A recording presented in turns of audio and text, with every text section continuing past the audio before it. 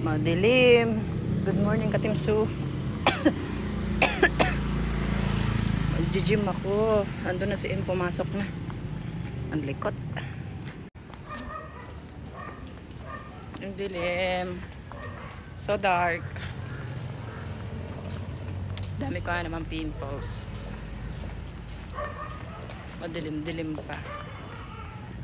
Punta ako sa gym. Gym time naman. Ang dark ng lipstick ko, kaya parang ang matured ko tingnan sa lipstick ko. Vice, ano to eh? Vice lipstick. Vice Cosmetics. Hindi ako nag-makeup dyan. Ano lang yan. Siguro sa filter ng cellphone.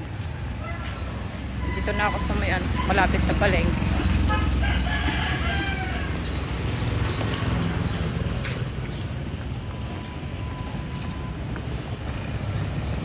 Dito na yung nagtitinda ng saging. So yun lang, Katimsu. Tatawid na ako. Bye-bye.